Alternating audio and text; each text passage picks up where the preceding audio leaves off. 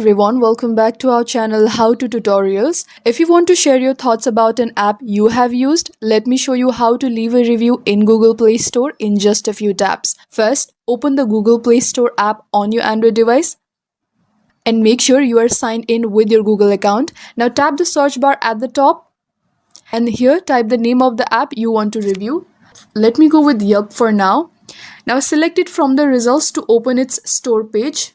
Now on the apps page, scroll down until you see this rate this app section.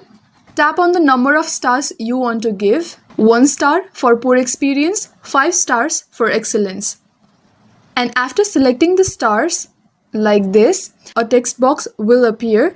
Write your honest feedback about the app, what you liked, what could be improved, or any issues you faced. When you are done, tap post in the top right corner. Your review will now be visible to other users and the app developer. And that's it. That's how you leave a review in the Play Store. If this guide helped you, give it a thumbs up and subscribe for more quick tutorials. Thank you for watching and I'll see you in the next one.